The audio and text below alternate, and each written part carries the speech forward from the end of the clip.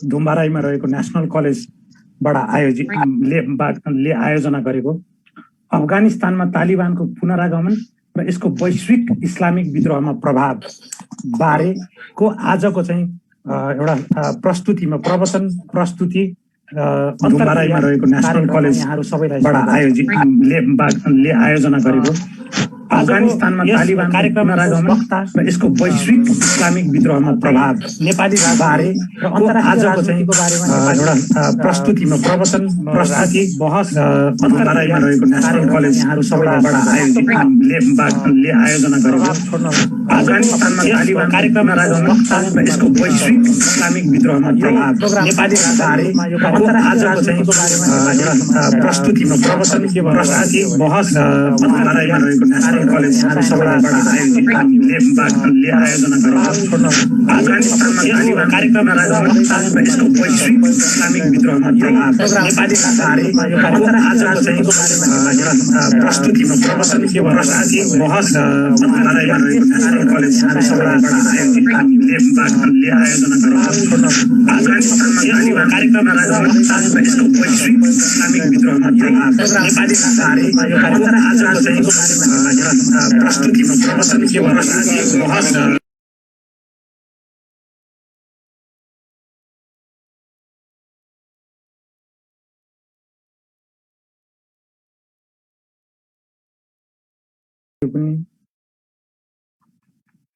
अनि अरुण सरले चाहिँ यसरी चाहिँ नेपाली राजनीतिको बारेमा नेपाली अन्तर्राष्ट्रिय राजनीतिको बारेमा र नेपाली समाज र राजनीतिको अन्तर्क्रियाको बारेमा चाहिँ एउटा गहन चाहिँ विचार राख्नुहुन्छ। उहाँ चाहिँ नेपाली मिडियाहरूमा टेलिभिजन च्यानल लगायत मिडिया च्यानलहरूमा र यस्ता चाहिँ एउटा चाहिँ गहन बहस कार्यक्रमहरूमा उहाँले प्रस्तुति दिँदै आउनु भएको छ। अरुण कुमार सुवेदी सरले हाम्रो यो कार्यक्रममा अन्तर्क्रिया कार्यक्रममा प्रस्तुति दिन हाम्रो अनुरोधलाई स्वीकार गरिदिनु भएकोमा उहाँलाई म हार्दिक धन्यवाद टक्राउन चाहन्छु। साथै यो कार्यक्रमलाई यो यस्ता बहसका कार्यक्रमहरू आयोजना गर्ने कुरामा जहिले पनि तत्परता देखाउनु हुने, यसमा चाहिँ सबैलाई चाहिँ उत्साहित गर्नुहुने र यस्ता कार्यक्रमहरूले चाहिँ हाम्रो कार्यक्रमको माध्यमबाट मात्रै कलेज चाहिँ हाम्रो कलेज समाजमा स्थापित हुन सक्छ, समाजलाई योगदान दिन सक्छ भनेर सधैँ होस्याउनु हुने हाम्रो आदरणीय प्रिन्सिपल माधव प्रसाद न्यौपाने सरलाई पनि सर पनि यहाँ कार्यक्रममा उपस्थित भइसक्नु भएको छ, उहाँलाई पनि म हार्दिक धन्यवाद दिन चाहन्छु। साथै नेशनल कलेजका फ्याकल्टी मेम्बरहरू, त्यहाँको प्रोग्राम डाइरेक्टर हुनुहुन्छ नवीन झा सर, फाइनेन्स डाइरेक्टर हुनुहुन्छ र सिनियर प्रोग्राम डाइरेक्टर उज्जवल उपाध्याय सर, अनि त्यहाँको रिसर्च हेर्ने हाम्रो सर हुनुहुन्छ इन्द्रेश सर, सबै फ्याकल्टी मेम्बरहरू जो उपस्थित हुनुभएको छ उहाँहरूलाई पनि म हार्दिक स्वागत गर्न चाहन्छु। र सबैभन्दा बढी त अझ यो कार्यक्रममा सुन्नको लागि अन्तर्क्रियाको लागि उपस्थित हुनुहुने कलेजभित्र र कलेज बाहिरका सबै सहभागीहरूलाई सर्वप्रथम म स्वागत गर्न चाहन्छु। अब उज्जवल सर, यसमा हाम्रो मन्तव्यको कार्यक्रमहरू छ र छैन होला होइन? छैन सर, अब सरले अगाडि बढ्नु भयो हुन्छ। ए हुन्छ, हस् हस्। यसमा चाहिँ बरु आजको कार्यक्रमको बारेमा पछि यो हाम्रो कार्यक्रमको अन्त्यतिर हामी छलफल गरौँला। हाम्रो प्रिन्सिपल सरले, आदरणीय प्रिन्सिपल सरले वक्ता र अन्तर्क्रियामा भाग लिनेहरू सबैलाई धन्यवाद दिनुहुने नै छ। मैले आजको प्रोग्राम चाहिँ हाम्रो आजको आदरणीय वक्ता अरुण कुमार सुवेदी सरसित सोधेर छलफल गरेर यसको चाहिँ एउटा मोडालिटी चाहिँ तयार गरेको छु। उहाँले सुरुमा चाहिँ आजको छलफलको विषयको बारेमा यो विषयमा अफगानिस्तानमा तालिबानको पुनरागमन र यसको वैश्विक इस्लामिक विद्रोहमा पर्ने प्रभावको बारेमा करिब आधी घण्टा जति यसको बारेमा चाहिँ उहाँले आफ्नो प्रस्तुति दिनुहुनेछ। त्यसपछि करिब आधी घण्टाको लागि चाहिँ 20-25 मिनटदेखि आधी घण्टा जति चाहिँ फ्लोर ओपन हुनेछ अन्तर्क्रियाको लागि, किनभने यहाँ सहभागी हुनुभएकाहरूको प्रश्न, जिज्ञासा अनि उहाँहरूको चाहिँ कमेन्ट, क्रिटिसिजम इन्क्लुड गरिएन भने प्रोग्राम चाहिँ किसिमले कम्प्लिट हुँदैन। त्यो मोडालिटीमा हामी रन गर्नेछौँ। हाम्रो यो प्रोग्राम चाहिँ फेसबुक लाइभबाट पनि गइरहेको छ। यो प्रोग्राममा जुममा चाहिँ प्रत्यक्ष सहभागी भएर प्रश्न सोध्न सक्नुहुनेछ। साथै फेसबुक लाइभबाट आउने प्रश्नहरू पनि हामी यहाँ इन्क्लुड गरेर चाहिँ सान्दर्भिक प्रश्नहरू चाहिँ हामी आजको वक्ता अरुण कुमार सुवेदी सरलाई राख्नेछौँ। अब यसका साथसाथै म आदरणीय आजको कार्यक्रमका मुख्य वक्ता आदरणीय अरुण कुमार सुवेदी सरलाई चाहिँ यो ह्यान्ड ओभर गर्न चाहन्छु। सर। धन्यवाद। सबैलाई स्वागत। र नेशनल कलेज र यसका व्यवस्थापनसँग सम्बन्धित र फ्याकल्टी मेम्बरहरू जसले मलाई यसका लागि उचित पात्र ठहराएर आमन्त्रण गर्नुभएको छ, यहाँहरूप्रति हार्दिक आभार। र जसले अब उपरान्त प्रश्नहरू गर्नुहुनेछ उहाँहरूले च्याट मार्फत प्रश्न गरेर मोडरेटर मार्फत प्रश्न आयो भने सहज होला, व्यक्तिलाई रेस्पोन्स गर्नुभन्दा भन्ने मलाई लाग्छ। त्यो मोडालिटीका लागि मोडरेटरलाई चाहिँ समन्वय गर्न अनुरोध गर्दछु र कुनै पनि यसलाई विलम्ब नगरिकन म विषय प्रवेश गर्छु, किनभने जुम 1 घण्टाको मात्रै हामीहरूले अवधिका लागि प्राप्त गरेका छौँ होला सायद यो लिङ्क। अब मलाई तपाईँले जुन विषय दिनुभएको छ यसमा केही म बोली पनि सकेको छु र मेरो आफ्नै युट्युब च्यानलमा पनि भिडियो ब्लग अपलोड गरिसकेको अवस्था छ। तर त्यसले मात्रै अब पुग्दैन, नयाँ नयाँ किसिमले स्थितिहरू विकसित भइरहेका छन्। तर यो तपाईँले के भने नातिको कुरा गर्नुहुन्छ भने स्वाभाविक रूपले नातिको प्लान कहाँ गएको छ, बाजे चेप्जू सबैको कुराहरू गरिराख्नु भएको हुन्छ। त्यसकारण यो एउटा लामो विकसित रूपमा लामो घटनाक्रमले कसरी आज एउटा सुन्दर शान्त सुस्थिर अफगानिस्तानको यो दुर्गति, यो नियति र अनिश्चित भविष्यको परिस्थितिमा यो एउटा बर्बर अध्यायमा अफगानिस्तानका जनताहरू पस्नुपर्ने बाध्यात्मक परिस्थिति निर्माण भयो। यो विश्व इतिहासमा एउटा अत्यन्तै दुर्भाग्यपूर्ण उदाहरणको रूपमा अहिलेसम्म प्रस्तुत भइरहेको छ र उपरान्त पनि त्यो दुर्भाग्यपूर्ण नियति अफगानिस्तानको टाउकोबाट हट्ने अवस्था देखिन्न अहिलेसम्मको परिस्थिति हेर्दाखेरि। म यसलाई पहिले अलिकति थोरै प्राक्तनको रूपमा यसको इतिहासतिर जाउँ। अफगानिस्तान भनेको पूर्वीय सभ्यताको एक किसिमको केन्द्र पनि हो। महाभारतमा हेर्नु हो भने 2टा राज्यहरू अफगानिस्तानमा भएको पाउनुहुन्छ, कम्बोज र गान्धार।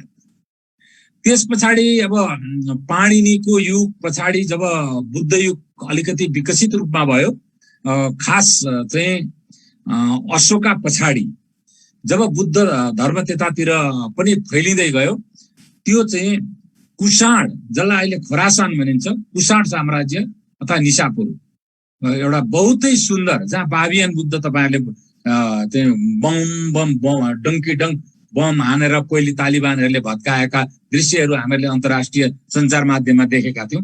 त्यो चाहिँ त्यही निसापुर कुषाण साम्राज्यको नै देन थियो ती बाबियन बुद्धहरू। अनि तल्लो क्षेत्र गान्धारमा हिन्दू बहुल एरिया थियो। र त्यस पछाडि जब इरानमा पर्सियामा पनि इस्लामिक खलिफात र इस्लामिक खलिफात अथवा इस्लामिक साम्राज्यको धार्मिक साम्राज्य, पोलिटिकलले भनौँ धार्मिक साम्राज्यको स्थापना भएपछि सबभन्दा पहिला अब बुद्ध धर्म त प्यासिफिजममा विश्वास गर्ने धर्म, अनि विदाउट वार चाहिँ मतलब कुषाण यो साम्राज्य ढलेपछि र त्यसमा जुन पछि गान्धार पनि भएपछि जब अफगानिस्तानले इस्लाम कबुल गर्यो, त्यस पछाडि त्यहाँ जति वारलर्डहरू निर्माण भए अफगान, भारतलाई सबभन्दा बढी इस्लामिक इन्भेसन, इस्लामिक लुटपाट र इस्लामका जुन भारतले प्राप्त गरेका राजाहरू अथवा चाहिँ मतलब निर्माण भए, ती लगभग भन्नुपर्छ भने ठ्याक्कै त गणित गरेर म भन्न सक्दिनँ, 70% भन्दा बढी चाहिँ तीबाट आए। केही खिल्जीहरू तुर्क पनि आए, अब नादिर शाह पर्सियन पनि आए, तर सबभन्दा बढी अब मुगलहरू पनि बबुर पनि तीबाट आए। त्यसरी चाहिँ जब इस्लामको साम्राज्यको रूपमा अफगानिस्तान सुरु भएपछि अफगानिस्तानको यो दुर्गति थिएन कि अफगानिस्तान मध्ययुगीन र पौराणिक कुरा हो। अब हामी अहिले आधुनिक अवस्थाको कुरा हौँ। आधुनिक अवस्थामा आउँदाखेरि जसरी नेपाल चाहिँ कसैको साम्राज्य अन्तर्गत भएन भनेर भन्छौँ, त्यस्तै गरेर हामीले अरू पनि भन्नुपर्ने हुन्छ। लामो समयसम्म कश्मीर पनि कसैको साम्राज्य अन्तर्गत रहेन, अफगानिस्तान पनि रहेन, सानो सिक्किम पनि नरहेको अवस्था थियो र अर्को भुटान पनि रहेन र त्यसको पूर्व चाहिँ आसाम पनि लगभग अलिकति नरहेकै अवस्था थियो, जुन अहिलेको अरुणाचल प्रदेशहरू छ। र तिब्बत पनि चाइनाको बादशाहले दबावमा राख्ने तर त्यसलाई स्वतन्त्रै छोडिदिने अवस्था तिब्बतको पनि रह्यो। यो क्षेत्रलाई तपाईले जियोग्राफिकल, म अब जियो पोलिटिक्सको कुरा गर्दैछु यहाँ, र जियो पोलिटिकल्ली हेर्नुभयो र जियोग्राफी हेर्नुभयो भने के छ भने हिन्दकुश पर्वतको पश्चिमी रेन्जबाट पूर्व, पश्चिमोत्तरमा पामिर पठार र अल्ताई हिमश्रृङ्खला क्षेत्र, उत्तरमा टेङ्गुला हिमश्रृङ्खला क्षेत्र, दक्षिणमा हिमालय पर्वतमाला र पूर्वमा चाम्दो अथवा हेदुङदा चाहिँ हिमालय क्षेत्र। यति क्षेत्रको जुन हिमाली उपत्यकाहरू छन्, प्लेटुहरू, यी सबै चाहिँ साम्राज्यहरू एक अर्कासित सिधै मुठभेडको अवस्थामा नआओस् र युद्ध नहोस् भनेर बफर जोनका रूपमा जब साम्राज्यहरूको उदय भयो त्यस पछाडि यिनीहरूलाई त्यसरी छाडिएको अवस्था थियो। त अल्ताई माउन्टेन र अब पामिर पठारदेखि उतापट्टि रुसी साम्राज्य भयो, अफगानिस्तानको पश्चिम तुर्कमेनिस्तान अथवा कश्यप सागर क्षेत्रमा अटोमन र अनि त्यसको दक्षिणमा पर्सियन साम्राज्य, अनि यतापट्टि अब पौराणिक कालमा त भारतमा पनि साम्राज्य नै थिए, तर पछि भारत साम्राज्यको रूपमा थिएन, एउटा धेरैवटा राज्यको सांस्कृतिक सामूहिक संज्ञामा भारतवर्ष रहेको थियो। त्यसकारण कुनै एउटा साम्राज्यले अब अशोकका कालमा र गुप्तका कालमा भए पनि अहिले आधुनिक कालमा भएन, तर पछि जब अंग्रेजहरू आए ब्रिटिस साम्राज्य हिमालयदेखि दक्षिणतिर आयो, अनि हिमालयदेखि उत्तरतिर अथवा तिब्बतदेखि उत्तर र पूर्वतिर चाहिँ हान साम्राज्य अथवा चिनिया साम्राज्य थियो। यी साम्राज्यहरूको एक आपसमा भिडन्त नहोस् भनेर बफर जोनहरू बीचमा साम्राज्यहरूका बीचमा थिए। त्यो बफर जोन मध्ये सबभन्दा पश्चिम क्षेत्रको बफर जोन कुन थियो? अफगानिस्तान थियो। त्यसकारण त्यो अक्षुण्ण रहेर अफगानिस्तान चाहिँ राजाका पालामा राजाले शासन पनि गरे, अब तानाशाह पनि थियो होला, तर त्यहाँको जनता चाहिँ बडो खुशहाल अवस्थामा थियो जाहिर शाह र उनका अग्रजहरूको पालामा। यो सबैभन्दा पछाडि गडबडाए कहिले भन्नुहुन्छ भने 1978-79 बाट।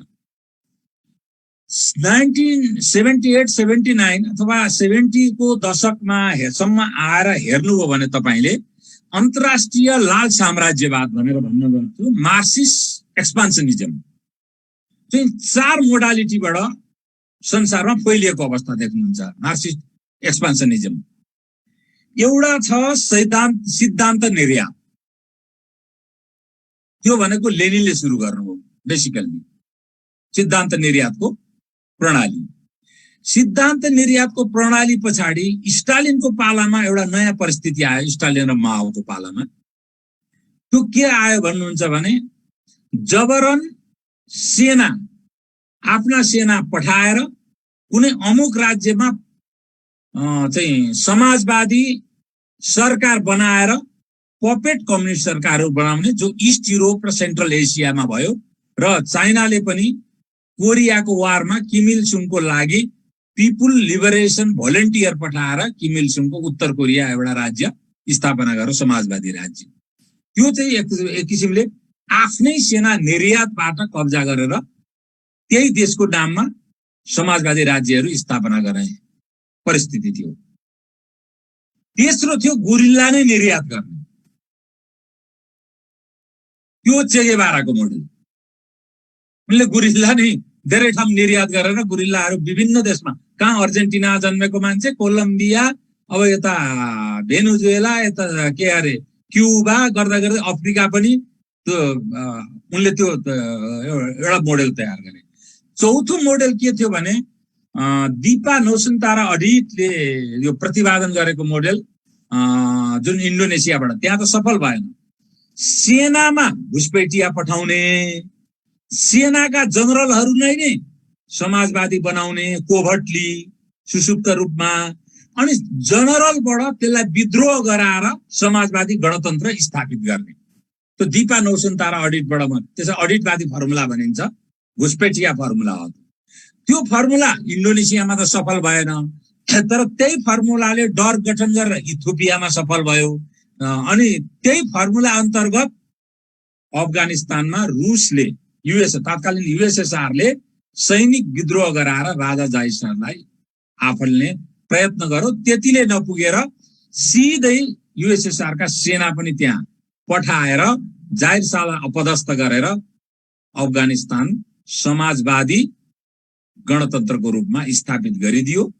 तीदेखि अफगानिस्तानको बफर स्टेटको रूपमा जुन अक्षुण्णता थियो त्यो अक्षुण्णता भत्कियो। र त्यसलाई रिटालिएट गर्ने भने त बेलायती साम्राज्यको उत्तराधिकार संसारमा प्राप्त त अमेरिकालाई नै हो। अमेरिकाले त्यसलाई रिटालिएट गर्ने क्रममा अब के भयो भन्नुहुन्छ भने अमेरिकाको तत्कालीन एलाइज पाकिस्तान, यी दुईटैले त्यसलाई रिटालिएट गर्ने किसिममा दुईटा किसिमका त्यहाँका आउटफिटरलाई क्रिएट गरियो। एउटा इथनिक वारलर्ड्सहरू क्रिएट गरियो, उज्बेक, ताजिक, पश्तुनहरू। अर्को चाहिँ जस्तो तपाईले पहिले सुन्नुहुन्थ्यो, अहिले पनि त्यसलाई गुगल गर्दा पाउनुहुन्छ, बुरहानुद्दिन रब्बानी हैन, मसूद अहमद शाह मसूद पन्सिर भ्यालीका, उनी ताजिक हुन्। अनि अब्दुल रसिद दोस्तम, उनी उज्बेक हुन्। यसरी चाहिँ एउटा इथनिक ग्रुपको मिलिसियाहरू निर्माण गर्ने र त्यसलाई चाहिँ मतलब समर्थन गर्ने स्थिति आयो। दोस्रो चाहिँ मुजाहिद्दिन, इस्लामिक मुजाहिद्दिन निर्माण गरियो त्यहाँ।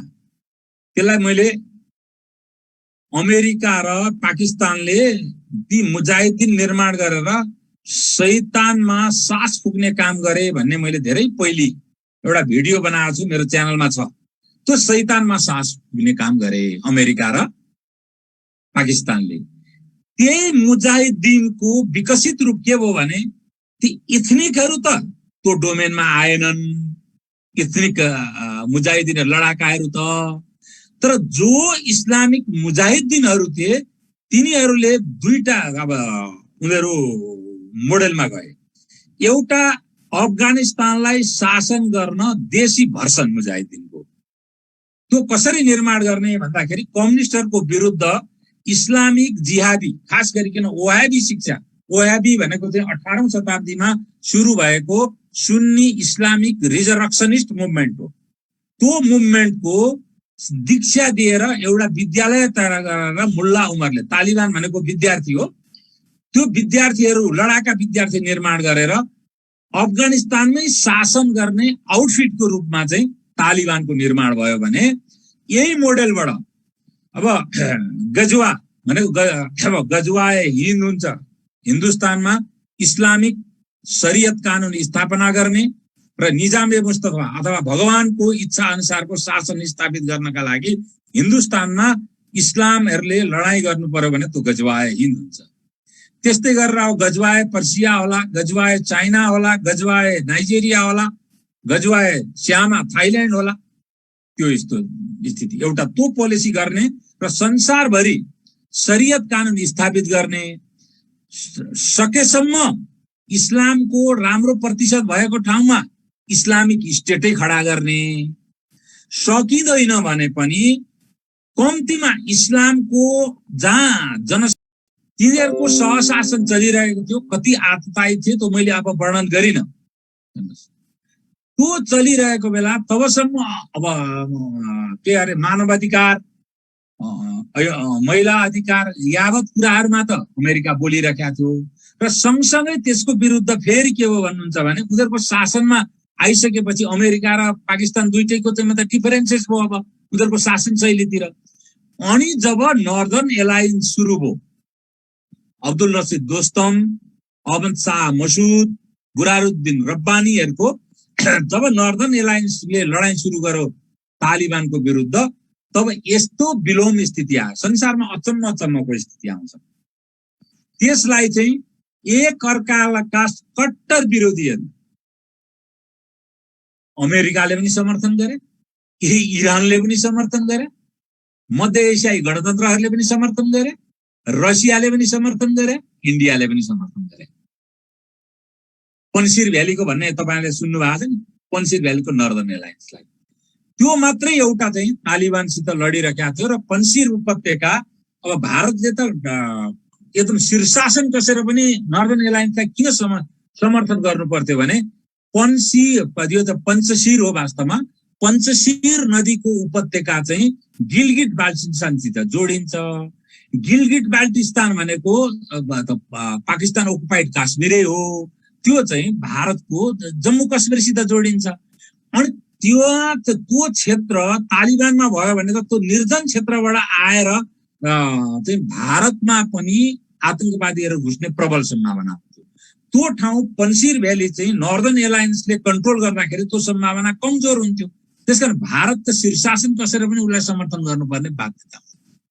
त्यो लगभग रुसको पनि के थियो भने जुन पामिर पठार क्रस गरेर ताजिकिस्तान उज्बेकिस्तान क्रस गर्यो भने रुसलाई पनि त्यही असर परेको हुनाले टाउको टोकेर रुसले पनि समर्थन गर्नुपर्ने स्थिति थियो। त्यसरी उनीहरूको समर्थनमा उनीहरू लडिबसेका। तर जब चाहिँ 9/11 को घटना घट्यो, 9/11 को घटना घटेपछि त अमेरिकालाई पनि थाहा भयो कि कस्तोसम्म शैतानको शरीरमा सास फुकेछन् उनीहरूले भने। अनि त्यो शैतानको विरुद्ध आफैले सास फुकेको शैतानको विरुद्ध आफै लड्नुपर्ने बाध्यात्मक स्थितिमा अमेरिका पुग्यो र अमेरिकाले अनि वार एगेन्स्ट टेरोरिजम अफगानिस्तानमा सुरु गर्यो। अहिलेको आधुनिक स्थिति चाहिँ त्यो हो। र त्यस पछाडि हामीको स्थिति क्लियर छ। उसले त्यहाँ तालिबानहरूलाई लखेट्यो, एउटा डेमोक्रेटिकल्ली इलेक्टेड चाहिँ सिस्टम, एउटा सिस्टममा आधारित मानिसहरू चाहिँ लगभग माटोबाट उत्पादन भएका भन्दा लाइब्रेरीबाट निक्लिएका मान्छेहरूलाई लिडर बनाइयो। त्यसैले कन्टेन्ट गर्न सकेन। नेपालमा पनि यो समस्या छ। लाइब्रेरीबाट निक्लिएकाहरूको माटोसँग सम्बन्ध छैन, माटोसँगका सम्बन्धहरूले लाइब्रेरी टेकेको छैन। त्यसैले हाम्रो पनि राजनीतिमा नीति र को तादम्यता कहिले बढ्दै माटो अनुकूल नीति नआउनु पर्ने कारण र दुःख पाउनु पर्ने कारण त्यस्तो हुँदो रहेछ। त्यो परिस्थिति त्यहाँ हो। घानी पनि लगभग त्यस्तै हुन्। उनका पूर्वाधिकारी के अरे पहिलेका राष्ट्रपति हमिद कारजाई, उन पनि लगभग त्यस्तै व्यक्ति थिए। तर हमिद कारजाईको चाहिँ माटोसित बरु अलिकति सम्बन्ध थियो। त्यहाँ माटोसित बढी सम्बन्ध भएका भने चाहिँ अब्दुल्ला थिए। उनलाई चाहिँ लिड गर्न दिइएन, सेकेन्ड म्यान मात्रै बनाइयो। किनभने नर्दर्न एलायन्समा बसेर तालिबानसित निरन्तर फाइट गरेको मान्छे चाहिँ डाक्टर अब्दुल्ला घानी र कारजाई त हिन्दुस्तानमा थिए सामान्य मान्छेको रूपमा। घानी त झनै अब जागिर खाएर हिँडिरहेका थिए मस्त कलन्दर भएर। त्यसकारण यिनीहरू चाहिँ माटोबाट उत्पत्ति भएका चाहिँ खास थिएन। अब जब अमेरिकाले अल-कायदालाई नियन्त्रण गर्यो, तालिबान यथास्थितिमा रह्यो र तालिबानसित जति हात हतियार र गोलीगट्ठा भयो त्यो पनि अमेरिकामै बनेका भए। यो त अचम्मको विषय छ, बिल्कुल अचम्मको विषय छ। र जब अमेरिकाले विथड्र गर्छु भन्यो, अमेरिकाले विथड्र गर्छु भनेको र विथड्र गरि नसकिकन तालिबानले कब्जा गरे। अब तालिबान अहिले जुन उनीहरूको वक्तव्यबाजी आइरहेका छ अन्तर्राष्ट्रिय रूपमा, हामीहरूको अब एउटा कुनै इन्टेलिजेन्सले भन्यो कि यिनीहरूको अल-कायदासित जवारीसित अहिले पनि सम्बन्ध छ भनेर। हाम्रो सम्बन्ध छैन, अल-कायदासित कुनै सम्बन्ध छैन, हामीहरू सम्बन्ध पनि राख्दैनौँ, हामीहरूलाई त्यस्तो रूपमा नल्याऊ, हामी इन्क्लुसिभ सरकार बनाउँछौँ। सारा चाहिँ एउटा मोडर्न स्टेटको सारा प्रतिज्ञाहरू अहिले तालिबानीहरूले गरिरहेका छन्। तर त्यसको बावजुद भर्खर मात्रै अघि मैले समाचार हेर्दाखेरि एउटा प्रान्तका गभर्नरलाई सरेआम गोली हानियो दोबाटामा राखेर। र पहिलेका जुन हाम्रा चाहिँ डरलाग्दा दृश्यहरू थिए त्यो दृश्यहरूको पुनरावृत्ति त्यहाँ भएको छ अहिले, यदि उनीहरूले त्यो नभने पनि। पाकिस्तान र हिन्दुस्तानसितको व्यापार उनीहरूले रोकिसके, अब के गर्ने हुन्। र इमरान खानले कदाचित तालिबानको प्रभाव यता नपरोस् नै भनेर हुन्छ, तालिबानको खुब चाकरीमूलक शब्दहरू अगाडि बढाइरहेका छन्। रुसले आफ्नो दूतावास बाहिर निकालेको छैन र रुस अब त्यहाँ अलिकति अराजकता बढ्दै गयो भने व्यवस्थापन गर्ने मुडमा रुस देखिन्छ। चीन सम्बन्ध नबिग्रियोस् र मलाई यसलाई चाहिँ सिन्जियाङमा कुनै प्रकारको डिस्टर्ब नहोस् भनेर तालिबानलाई थुम्थुम्याउनतिर चीन लागेको देखिन्छ। भारत आफ्नो मानिसहरूको इभ्याकुएसन नगरिकन अहिले साइलेन्स डिप्लोमेसी अथवा क्वाइट डिप्लोमेसीमा बसिरहेको प्राइभेट मिडियाले चाहिँ तालिबानलाई प्रशस्त भनिरहेका छन्, तर सरकारी मिडिया अहिले साइलेन्स नै देखिन्छ तालिबानको बारेमा। सम्भवतः पुरै इभ्याकुएसन, नागरिकहरूको इभ्याकुएसन भएपछि इन्डियाको आफ्नो पोलिसी चाहिँ अगाडि आउँछ भन्ने मलाई लाग्छ। र आजै भएको अहिलेको डेभलपमेन्टमा के भयो भने अब यो अहिलेको परिस्थिति यो अहिले अब तपाईहरुको किन आधी घण्टा मैले सक्नु पर्यो, त्यस पछाडि क्वेसन एन्सरमा अरु कुराहरू गरौँला। तर आज हिजोदेखि अर्को विकसित रूप के छ भने नर्दर्न एलायन्स पुनः सक्रिय भएको छ। अब अब्दुल रसिद दोस्तम, मुरादुद्दिन रब्बानी यी सबै चाहिँ अब पहिलेका नर्दर्न एलायन्सका अब्दुल्ला त त्यहाँ पुगेका छैनन्। तालिबानले अब्दुल्लासँग सहकार्य गर्ने भनेर घोषणा गरिराखेको थियो। साथसाथै राष्ट्राध्यक्ष पनि हामीहरू अहमद जलालीलाई बनाउँछौँ, जो 2003-04 को केयरटेकर गभर्मेन्टमा आन्तरिक मामला मन्त्री थियो भनेर भनिराखेको थियो। तर अल अफ सडन 3 दिनदेखि उसले के भने इमिराट्स अफ अफगानिस्तान भनेर घोषणा गर्यो। यो बडो अचम्मको विषय छ। इमिराट्स अब पहिले पनि त्यही भने इमिराट्स अफ अफगानिस्तान हो भने त अमीर हुनु पर्यो। यो चाहिँ ए सर्ट अफ इस्लामिक किङडमै हो इमिराट्स भनेपछि। अब को हो अमीर हुने त्यहाँको? जस्तो चाहिँ युनाइटेड अरब इमिराट्स भन्छ नि, त्यहाँ 7 वटा अमीरहरू छन्। अनि चाहिँ यो के अरे अबुधाबीको अमीर चाहिँ राष्ट्रपति हुन्छ। त्यो राष्ट्रपति मरेपछि उसैको छोरो चाहिँ राष्ट्रपति हुन्छ। यो डिनास्टीको हिसाबले आउँछ। अनि दुबईको अमीर चाहिँ प्रधानमन्त्री हुन्छ। ऊ मरेपछि उसको छोरो नै प्रधानमन्त्री हुन्छ। अनि त्यो अमीरहरूको डिनास्टी छ। अब त्यहाँ धेरैवटा अमीर भएर इमिरेट्स हुने हो कि एउटा मात्रै अमीर हुने हो कि अब त्यसैको छोरो र फेरि अमीर हुँदै जाने हो कि? अनि यो कसरी हुने?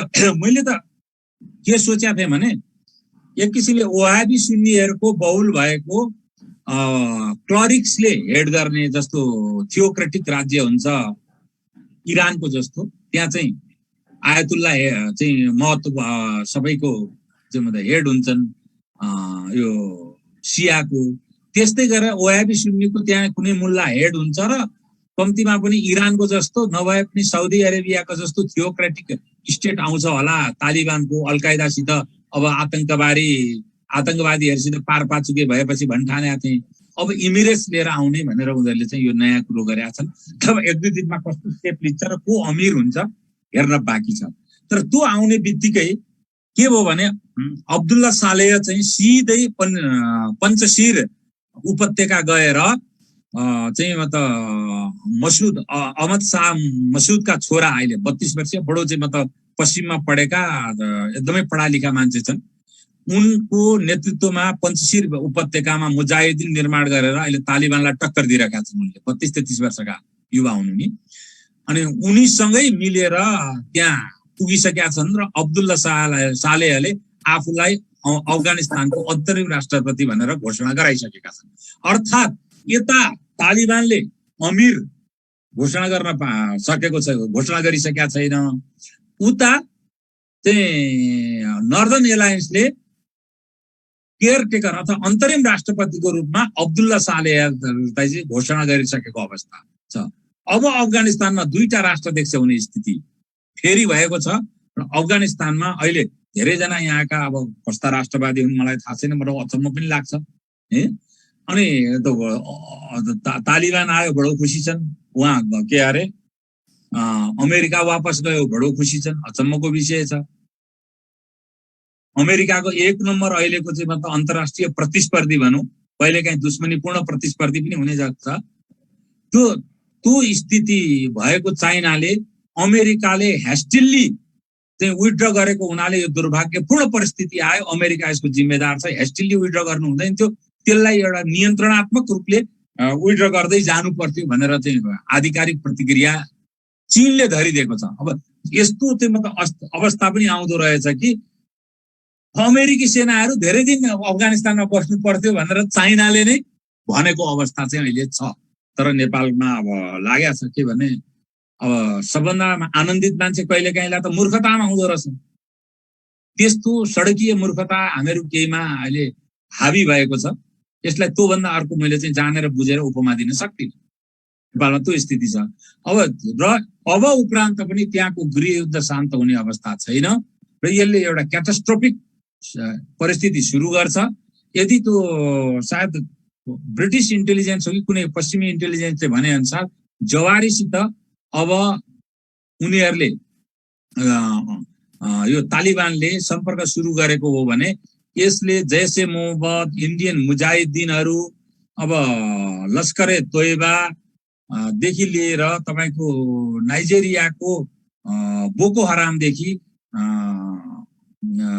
यो फिलिपिन्सको अबु सैयदसम्मको आतंकवादीहरूको मनोबल उच्च गराउने र यिनीहरूलाई निजामे मुस्तफाका लागि र शरीयतका लागि युद्ध गराउने परिस्थिति अगाडि बढ्छ र भारततिर त्यो पञ्चशीर उपत्यकाबाट भारततिर चाहिँ आतंकवादी छिर्ने अवस्था भएन भने कुनै न कुनैबाट नेपालको कमजोर परिस्थिति लिएर बङ्गलादेशतिरबाट काहीँ न काहीँबाट नेपालको दक्षिणीतिर पनि नेपालको रैथाने मुसलमानहरूकै अस्तित्वलाई सङ्कटमा पर्ने गरी यहाँका मदरसादेखि लिएर दारुल उलुमदेखि लिएर हरेक इस्लामिक प्रतिष्ठानहरूलाई हामीहरूले राम्ररी चाहिँ सेक्युरिटी सर्भिलेन्समा राख्न सकेनौँ भने तिनीहरूलाई प्रयोग गरेर गजवाए हिन्द अन्तर्गत भारतमाथि कुनै न कुनै प्रकारको आतंकवादी वारदातहरूको सम्भावना प्रबल भएर जान्छ। किनभने गजवा यो संसारभरि नै इस्लामिक आतंकवादको उच्च जोखिममा भारत पनि छ।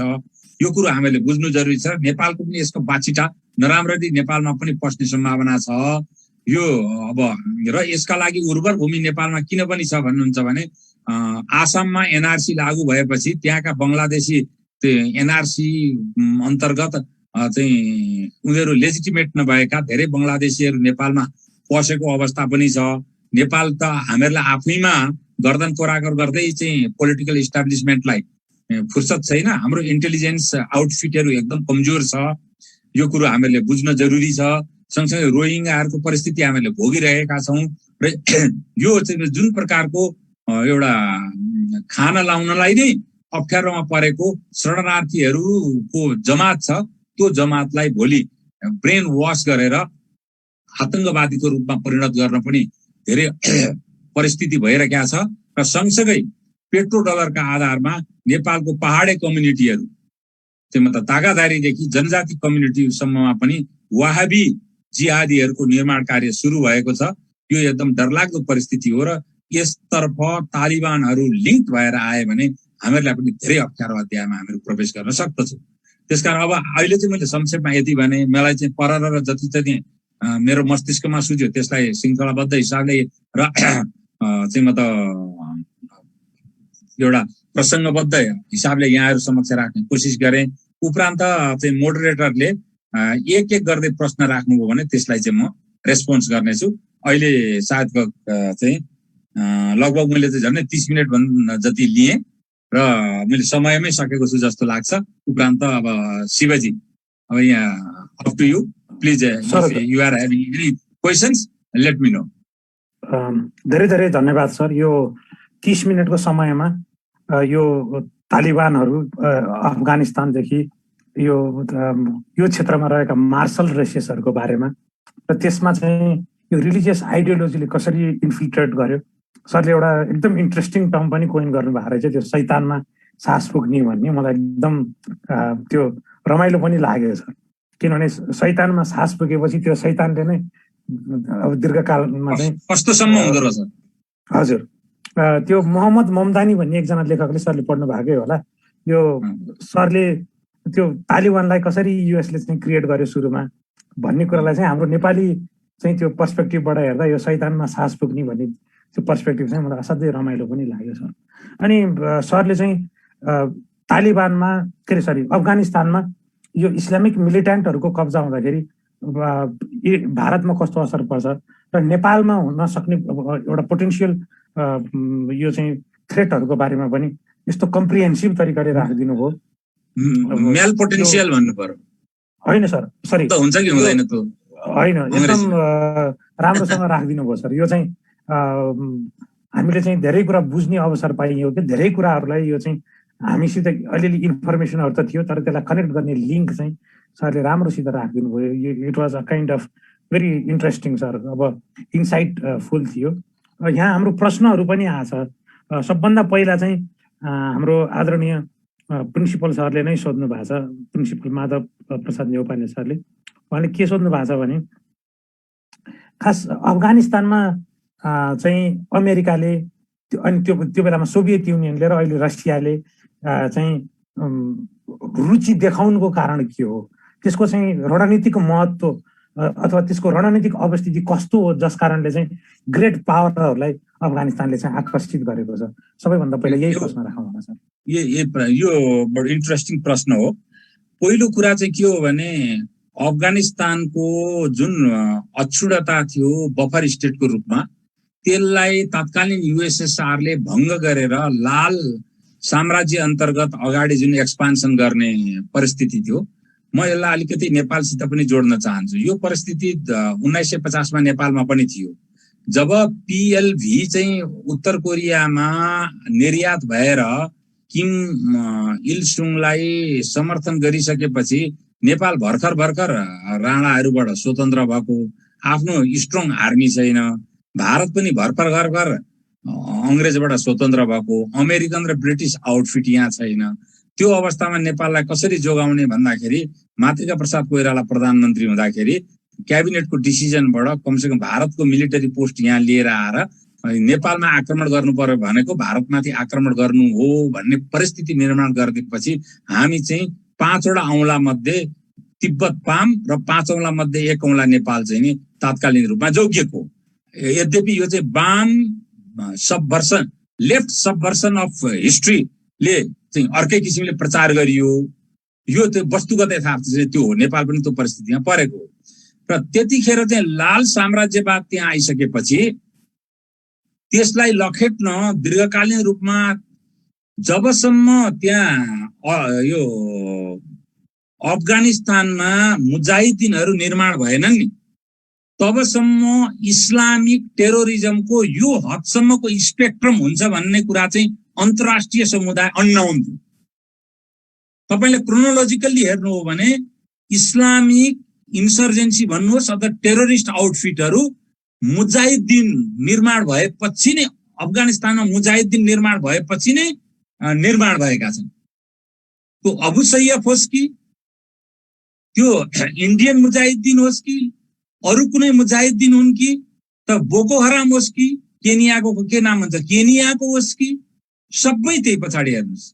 आइएसआइएस त हिजो अस्तिको अझ सबै त्यस पछाडि निर्माण भए र यो परिस्थिति को बारेमा इस्लामिक थियोक्रेटिक साइकोलोजी र थियोक्रेटिक प्रिन्सिपलको बारेमा अमेरिकनहरू चाहिँ बिल्कुल अनभिज्ञ जस्तो देखियो। पहिले अब त्यसको जोग्राफिकल अक्षुणता, यो बफर स्टेटको अक्षुणता जस्ताको तस्तै रहोस् भनेर काउन्टर एट्याकमा गए अमेरिकनहरू। पछि अब त्यो शैतानमा सास पुगेपछि संसारलाई चाहिँ मतलब त्यो शैतानबाट जोगाउनु पर्यो, हस्तक्षेप नगरी हुँदै भएन। ट्विन टावरको घटना पछाडि अब अहिले आएर चाहिँ अब हमिद कारजाईको भाषा सापट लिने हो भने कतारको होटलको कोठाभित्र उनीहरूले सेटल गरे। त्यो सेटलमेन्ट गरेपछि अल कायदा अब छैन भनेपछि उनीहरूले तालिबानलाई छोड्दे। अब तालिबान फेरि चाहिँ मतलब मुक्त गर्न त त्यहाँको शैतानलाई फेरि उसले तहलाउनु पर्यो, फेरि उसले हस्तक्षेपकारी भूमिकामा आउन सक्ने सम्भावना छ। अहिले चाहिँ रिसोर्सेस बेस भन्दा पनि आफ्नो डिफेन्सका लागि चाहिँ हस्तक्षेपकारी भूमिकामा आएका हुन्। जो अरूले बाहिर षड्यन्त्रको थ्योरीको आधारमा भनिए जस्तो रिसोर्सेस बेस भएर त्यहाँको रिसोर्सेस लुट्न त्यसरी आएको चाहिँ मतलब परिस्थिति चाहिँ होइन। यो एकदम स्ट्राटेजिक हो। वार एगेन्स्ट टेरोरिजम हो, वार एगेन्स्ट सेल्फ क्रिएटेड टेरोरिजम हो अझ परिस्थिति त्यो। त्यसकारण अहिले चाहिँ आधुनिक रूपमा यिनीहरूको आँखा लागेको हो। अरू त्यस्तो चाहिँ पौराणिक रूपमा हेर्ने हो भने पनि रिसोर्सेसको लागि अफगानिस्तानमा आँखा लागेको अवस्था चाहिँ नै होइन। धन्यवाद सर।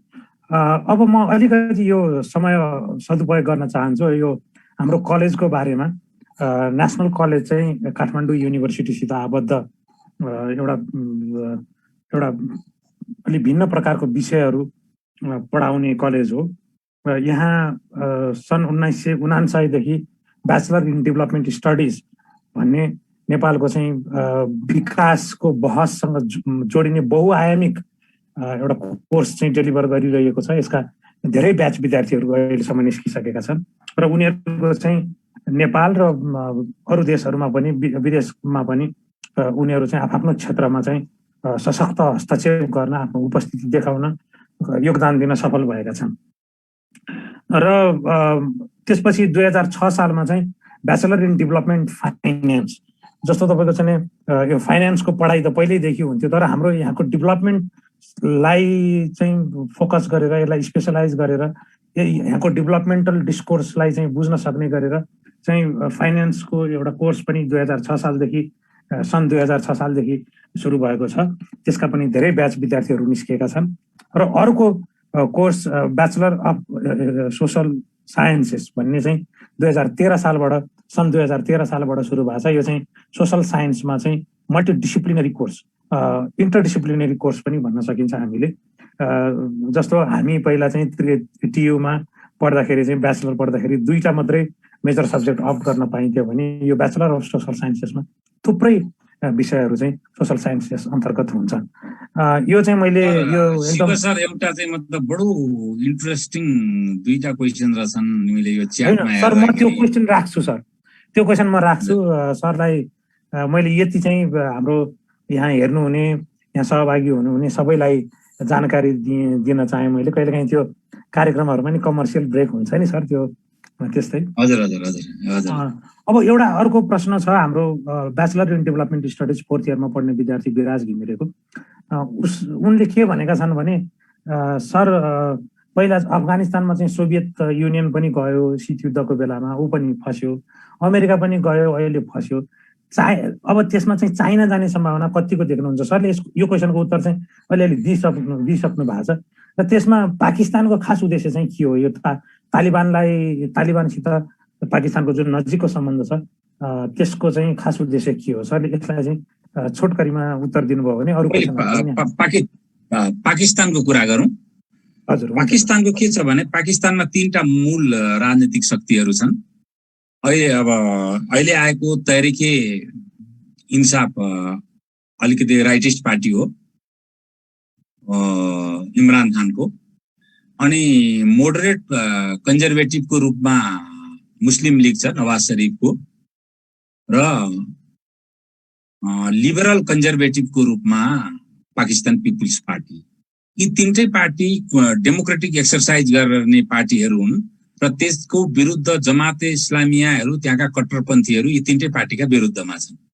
यी 3टै पार्टीलाई अगर तालिबान जुन थियोक्रेटिक राज्य त होइन पाकिस्तान, त थियोक्रेटिक शासन लाउने र शरीयत शासन लगाउने तालिबानहरूले चाहिँ एउटा रिलेटिभली कन्जर्भेटिभ नै सोसाइटी छ मुस्लिम हिन्दू क्रिस्चियनहरू भन्दा यो वर्ल्ड वाइड।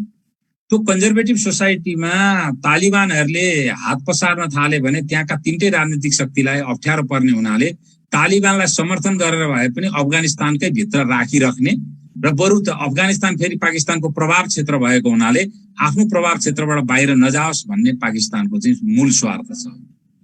चीनको मूल स्वार्थ भनेको सिन्जियाङ हो, जहाँ इस्टर्न तुर्कमेनिस्तान इन्डिपेन्डेन्ट मुभमेन्ट चलिरहेको छ। त्यो भनेको सिन्जियाङको इस्लामिक अफसर्स हो। त्यसलाई कदाचित त्यहाँको अर्थोडक्स इस्लामहरूले तालिबानहरूले समर्थन नगरून्, बरु म तालिबानलाई समर्थन गरेर आफ्नो उसबाट चाहिँ तिनीहरूलाई अक्षुण्ण राख्न सक्छु कि भनेर चीनको पनि प्रयत्न हो। र अर्को चीनको चाहिँ संसारमा के भने सबैभन्दा सफल बनिया चीन हो। त्यो बुचर भए पनि उसले आफ्नो प्रडक्ट बेच्ने हो, साधुलाई धोती बेच्ने हो, बुचरलाई खुकुरी बेच्ने हो चाइनाले। यति कुरा बुझौँ चाइनाको परिस्थिति भने त्यो है। अनि अब मैले यसको मोरलेस एन्सर दिएँ होला हैन? हुन्छ सर। अनि अर्को चाहिँ मलाई अर्को एउटा इन्ट्रेस्टिङ प्रश्न भनौँ त सर, यो प्रकाश जीले के सोध्नु भएको छ भने एउटा चाहिँ अफगानिस्तान चाहिँ साउथ एसिया इन्टर गर्ने चाहिँ स्ट्राटेजिक लोकेसनमा छ। अफगानिस्तानबाट युएसले विथड्रल गरेको कुरालाई चाहिँ विश्वमा युएसको हैकम अथवा हेजेमोनी चाहिँ समाप्त हुन लागेको अथवा त्यसको कमजोर हुँदै गएको अर्थमा बुझ्न सकिन्छ भन्ने मलाई चाहिँ यो चाहिँ पर्सनली चाहिँ मलाई इन्ट्रेस्टिङ लाग्यो सर। सरको ओपिनियन यसमा पाउनु सर। यसमा चाहिँ यसलाई दुई फिलोसफीबाट हेर्नुपर्छ।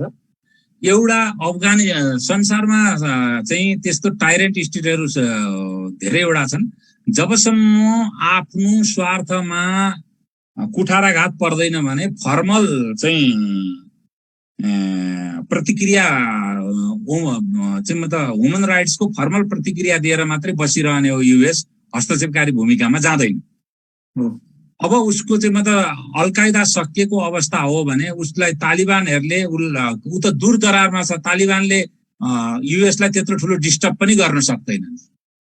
त्यसकारण उसलाई चाहिँ अब त्यहाँ बसिराख्नु जरुरी थिएन। एक दोस्रो कुरा के भने तालिबानहरूले अब पेरिफेरल स्थितिमा आतंकवादी वारदात गरे भने त्यो घाँडो कसलाई हुने हो भने रसियालाई हो, सेन्ट्रल एसिया र कश्यप सागर क्षेत्रलाई हो, पश्चिम एसियालाई हो, दक्षिण एसियालाई हो, चीनलाई हो, सबैलाई चाहिँ मतलब त्यसमा इङ्गेजमेन्ट गरिरहन्छन्। उसको त इङ्गेजमेन्ट लेस हुन्छ र उसको अब प्रायोरिटी शिफ्ट चाहिँ अर्को ठाउँ भयो, जस्तो दक्षिण चीन सागर र पूर्वी चीन सागरमा। अब त्यहाँ चाहिँ मतलब बढी प्रेसर चाहिँ चाइनालाई दिन सक्ने सम्भावना प्रबल भएर गएको छ। उसको प्रायोरिटी शिफ्ट भएको हुन सक्छ। तर भियतनाममा भने जस्तो यो चाहिँ मतलब डिफिटेड रूपमा विथड्र गरेको चाहिँ होइन है उसले है अमेरिकाले। हामीहरूलाई त्यो भन्दाखेरि मजा लाग्ला। हाम्रो त अब बुद्धि नै त्यस्तै त हो। हामीहरूलाई चाहिने अमेरिका, हाम्रा दाजुभाइहरूले काम गर्ने साउदी अरेबिया र युनाइटेड अरब इमिरेट्स, मन पर्ने इरान, हाम्रा दाजुभाइले काम गर्ने दक्षिण कोरिया, मन पर्ने हामीलाई उत्तर कोरिया, हाम्रा मान्छे सबै सप्लाई सिस्टम आपूर्ति प्रणालीदेखि लिएर सारा डिपेन्डेन्सी भारतमा, इकोनोमिक इन्डिभिजिबिलिटी भारतमा, मन पर्ने चाइना। हाम्रो यो विलोममती त छँदैछ। त्यही विलोममती अन्तर्गत आएको एउटा चाहिँ त्यो प्रतिक्रिया हुन सक्छ। अमेरिका हार्यो भन्दाखेरि आनन्द लाग्ने, तर त्यो परिस्थिति होइन। तर एउटा अर्को पनि यसको समानान्तर परिस्थिति छ। अमेरिकन ह्यास्टी विथड्रल जुन भयो अहिले, त्यसले अगर बाइडेनको कमजोर लिडरसिप जुन अहिले दुईटा थ्योरीमा हेरौँ अब यसलाई पनि, इरानको बेला जतिखेर चाहिँ शाहशाह मोहम्मद रेजा पहलवी लखेटिए आयतुल्लाह अली खुमैनीबाट, त्यो अवस्थामा 49 जना अमेरिकी बन्धकहरूलाई चाहिँ इरानले राखेर चाहिँ अमेरिकन राजदूतावासै कब्जा गरेको अवस्था थियो। दिनौं सयौं मान्छेलाई फाँसी दिने यस्तो चाहिँ मतलब मेरो उमेरका मान्छेहरूले त सबैले सुनेको छ, तपाईहरुले त अलिकति पढ्नु मात्रै भयो। अब माधव सर हामीहरूले त कुनै दिन पनि 50-60-100 जनालाई फाँसी नदिएको दिनै हुँदैन थियो इरानमा। त्यस्तो दिन चाहिँ हामीले त्यस्तो समाचार सुनेर आएका। त्यो अवस्थामा अमेरिकन बन्धक छुटाउनलाई चाहिँ जिमी कार्टरले अपरेसन इगल क्ल गरेका थिए। त्यो अपरेसन अनसक्सेस भयो। हेर्नुस्, त्यो अनसक्सेस अपरेसन भएपछि उनको चाहिँ धेरै ठुलो फजियत भयो। त्यो फजियत भएपछि यति डिप्रेस भए कि उनले चाहिँ दोस्रो निर्वाचन जित्न सकेनन्। अमेरिकी जनताहरू पनि एकदमै चाहिँ मतलब निराश भए। त्यस पछाडि रोनाल्ड रेगनको उदय भयो र रोनाल्ड रेगनले अमेरिकन प्राइडलाई इस्टाब्लिस गरेर संसारमा अमेरिकन हेजेमनीलाई भयंकर ठुलो रूपमा चाहिँ स्थापित। जतिखेर अपरेसन इगल क्लबाट त्यत्रो सकस सम्बन्ध थियो इरान र अमेरिकाको, अहिले पनि इरान र अमेरिकनहरू नागरिक एकअर्कामा बाटोमा भेट भए पनि नबोल्दै हिँड्छन्। त्यो स्थिति छ अहिले पनि।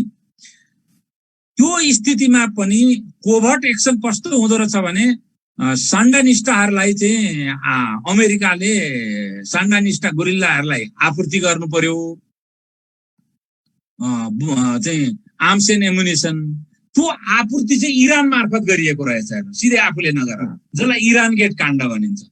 त्यस्तै गरेर आज पनि त तालिबानसितै लड्यो, तालिबानसित सबै अमेरिकन वेपनहरू छन् अहिले, पहिले पनि अमेरिकन वेपनहरू नै थिए। त्यस्तै इरान गेट काण्ड जस्तै काबुल गेट काण्ड त भएन भनेर यो थ्योरी अन्तर्गत पनि हेर्न सकिन्छ। अब इतिहासमा उजागर होला नि यस्ता कुरा छन् भने, अहिले त त्यो कन्स्पिरेसी थ्योरी मात्रै होला हैन, तर त्यो भनिए जस्तो चाहिँ मतलब ड्याम डिफिट भएर चाहिँ गएको चाहिँ होइन। हस् सर, अब यो उज्जवल सरलाई मैले एकचोटि सोध्न चाहेँ अथवा प्रिन्सिपल सरलाई सोध्न चाहेँ। हामी अलिकति एक्सटेन्ड गर्न सकिन्छ सर, 15 मिनट जति कि के गर्ने, किनभने प्रश्नहरू धेरै छन् र त्यो प्रश्नहरू अलिक सान्दर्भिक पनि छन् जस्तो लाग्यो मलाई। यस्तो छ, हाम्रो कार्यक्रम चाहिँ नि 7 बजेदेखि 8 बजेर 5 मिनटसम्म हो, भनेपछि 10 मिनट त स्वतः भयो, त्यो बाहेक 5 मिनट अझ एक्सटेन्ड हुन्छ, ओभरअलमा 15 मिनट अझ हामी एक्सटेन्ड गर्न सक्छौँ। ए ल सर, किनभने यो अबबाट ठ्याक्क 15 मिनट हामीसँग छ। ल अरुण सरसित म एउटा के अनुमति लिनु पर्यो भने, मैले एउटा मात्रै प्रश्न सोद्धाखेरि चाहिँ त्यो सम्बन्धित प्रश्नहरू चाहिँ एकै ठाउँमा राखेर सोधौँ कि जस्तो लाग्यो सर। एउटा प्रश्न चाहिँ प्रवीणको चाहिँ क्वेसन छ, त्यो सोधिदिनु न यहाँ मेरो च्याटमा आइरहेको छ। हुन्छ सर, मैले त्यो देखाएको छु सर। जस्तो हाम्रो एकजना विद्यार्थी छन् प्रदत्त ठकुरी भन्ने, उनले चाहिँ यो बिजनेस इन्ट्रेस्टहरू उनले चाहिँ डेटा सहित सोधेका छन्, त्यो पनि सरले यसो माइन्डमा राखिदिनु होला। अनि अर्को क्वेसन चाहिँ यो प्रिन्स शाहले सोध्नु भएको छ, राम्रो प्रश्न छ त्यो चाहिँ। यो सबै यो भद्रगोल त्यहाँ अनि हिंसा भइरहँदाखेरि, मानवीय क्षति भइरहँदाखेरि अफगानिस्तानमा किन चाहिँ संयुक्त राष्ट्र सङ्घले चाहिँ कुनै एक्सन लिइरहेको छैन भनेर सोध्नु भएको छ सर। म यसमा एउटा दुईवटा प्रश्नहरू अरू पनि लिङ्क गरौँ सर। हजुर। अनि अर्को चाहिँ एउटा चाहिँ जस्तो अहिले अफगानिस्तानमा यही छोडेपछि युएन किन आएन र अमेरिकाले छोड्दाखेरि अहिले चाहिँ एउटा कन्स्पिरेसी थियोरी के आएछ भने षड्यन्त्रको सिद्धान्त चाहिँ एक किसिमको सम्झौता भएर अघि सरले चाहिँ कस्तो इरान गेट काण्डको एउटा मैले थाहा पाएको रहन्छु सर, यो मेरो लागि एकदम रुचिकर विषय भयो। जस्तो अमेरिकाले अहिले जसरी छोडेको छ होइन, त्यो चाहिँ हजुरको के छ भने कतारले चाहिँ अमेरिकाको कन्फिडेन्स बिना, विश्वास बिना चाहिँ त्यो वार्ता चाहिँ मेडिएट गर्यो भनेर भन्न सकिने अवस्था छ जस्तो मलाई चाहिँ लाग्दैन। अब सरलाई के लाग्छ त्यो? र अहिले चाहिँ एकदम अपर्झट रूपमा छोडेको जस्तो देखिन्छ, तर फेरि तालिबानहरू अलि मोडरेट भएको जस्तो नि देखिन्छ। अघि सरले चाहिँ यो मोडरेट हुने चाहिँ तालिबानको एउटा रणनीति, अल्पकालीन रणनीति हुन सक्छ भनेर त्यो हिन्ट पनि गर्नुभयो। खास के यो चाहिँ मिलीभगतमै भएको हो त सर, यो युएसकै मिलीभगतमा अब यो सस्टेन गर्न सकिँदैन भन्ने किसिमले भएको हो त? यो दुईटा प्रश्नलाई मैले यसरी लिङ्क गरेँ। यो चाहिँ अब ती सबै कुरा चाहिँ अलिकति इतिहासलाई पर्खनै पर्छ। सबै अहिले सम्भावना आकलन मात्रै हुन्छन्। जसरी इरान गेटका कुराहरू आए होइन, अब त्यस्तै गरेर अब चाहिँ यो कुरा पनि पछि कुनै दिन उजागर होला। अहिले चाहिँ अब दुईटा सम्भावना मैले अघि भनिसकेँ। अब युएनको बारेमा चाहिँ म के भन्छु भने, युएनको सेक्युरिटी काउन्सिलको मिटिङ बसि नै राखेको छ, एक्सन लिएको छैन भनेर भन्न मिल्दैन। सेक्युरिटी काउन्सिलले सबै कुराहरू, सबै हिदायत चाहिँ तालिबान नेतृत्वलाई दिइ नै राखेको छ। अब युएनले के भने पिस किपिङ फोर्स राख्न पनि अहिले नर्दर्न एलायन्स र तालिबानको बिचमा दुईटैले एग्री गर्नुपर्छ। र अब को अफगानिस्तानमाथि कसैको पनि हस्तक्षेप भनेको फेरि तालिबानलाई निषेध गर्नकै लागि हुन्छ। त्यो हस्तक्षेप भने अहिले नै अब राष्ट्रसङ्घले तालिबानलाई निषेध गर्नलाई हस्तक्षेप गर भनेर त आह्वान गर्न सक्दैन। तर राष्ट्र ब्याङ्कको, राष्ट्र सङ्घको चार्टर्ड अनुसार चाहिँ उसले जे कुरा चाहिँ हिदायत दिनुपर्ने हो तालिबान नेतृत्वलाई त्यो त दिइराखेको छ। अहिले बैठक पनि बसिरहेको छ। खास गरिकन ब्रिटेन चाहिँ अलिकति यसमा बढी सरोकारका साथ अहिले चाहिँ हेरिरहेको छ ब्रिटेनले। अब ब्रिटेनले नै पहिले यो ड्याम डेफिटको थ्योरी पनि ब्रिटेनकै प्रतिक्रियाबाट आएको हो। एकजना त्यहाँको एमपी, उनको नाम बिर्सेँ, र पहिलेका अफगानिस्तानका हाई कमिसनर थिए सर निक्ने भन्ने, त्यो निक्नेले नै यो ड्याम डिफिट हो भनेर भने हुनाले ड्याम डिफिट थ्योरी चाहिँ त्यहाँबाट नै सुरु भएको हो। ट्रम्प र निक्नेबाट सुरु भएको हो। अब यहाँ केही प्रश्नहरू छन् सर। अग्रज रञ्जित कार, यो प्रश्न चाहिँ सरले उत्तर दिइसक्नु भएको छ जस्तो लाग्छ। चाइनाको इन्फ्लुएन्स के हुने अफगानिस्तानमा भन्ने कुरा चाहिँ सरले उत्तर दिइसक्नु भएको छ। अनि त्यो पेट्रो डलरले चाहिँ चाइनामा कस्तो असर पार्छ भन्ने छ एउटा। अनि अब सन्दर्भ अलग होला सर, कुनै दिन अरू दिन गरौँला। हुन्छ सर। यो अब चाहिँ हामी करिब करिब अन्त्यममा आइसकिसकेका छौँ। एकदम उत्साहपूर्वक चाहिँ यहाँ प्रश्नहरू सोधिएका छन्। सबै प्रश्न हामीले लिन नसकेकोमा चाहिँ म माफी पनि चाहन्छु, क्षमा चाहन्छु। अब अन्तिममा हामी यो कार्यक्रमको अन्तिमतिर आइसकिसकेका छौँ। हाम्रो आदरणीय प्रिन्सिपल सरलाई आजको कार्यक्रमको बारेमा चाहिँ बोलिदिनुहुन्न र हाम्रो आजको वक्ता, हाम्रो आजको प्रस्तुति दिनुहुने आदरणीय अरुण कुमार सुवेदी सरलाई धन्यवाद दिनुहुन पनि म विनम्र अनुरोध गर्दछु।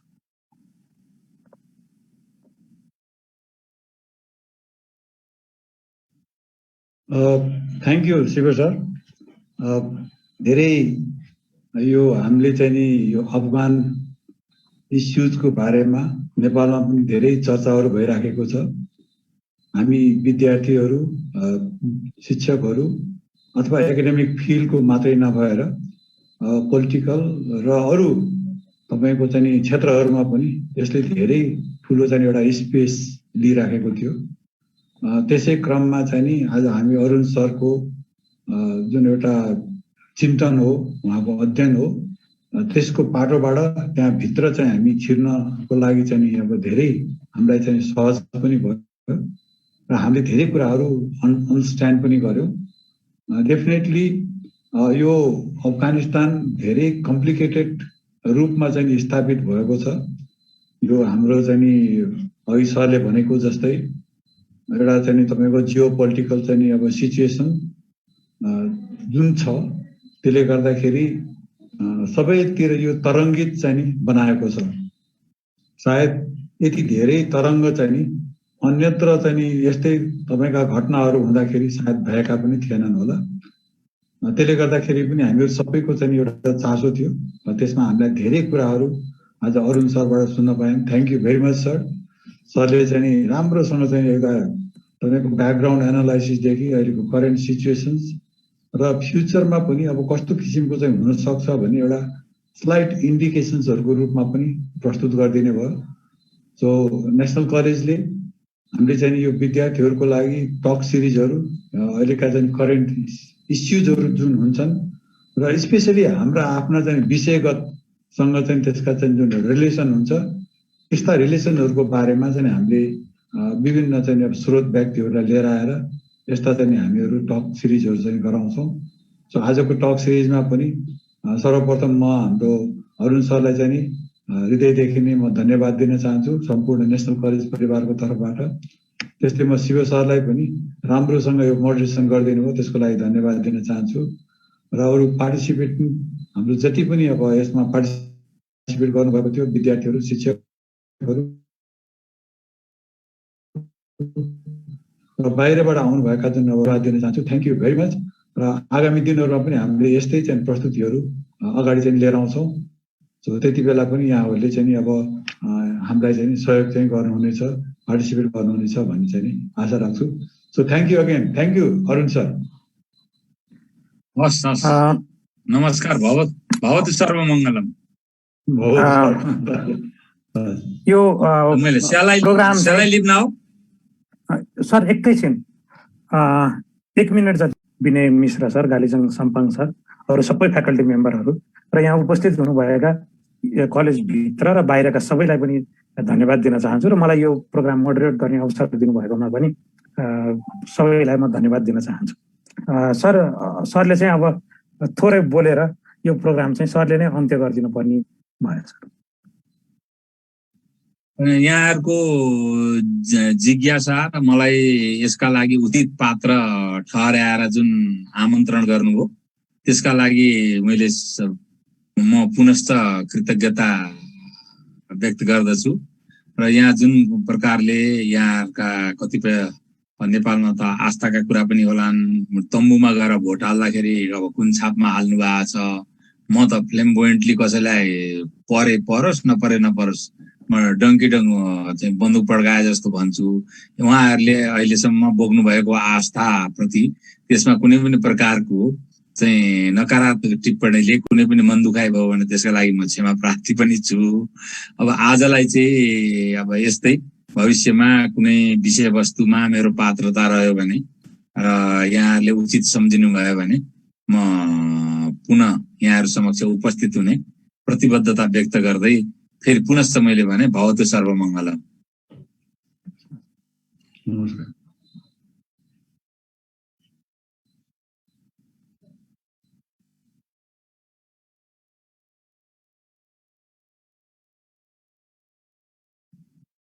ल, थ्याङ्क यू शिव।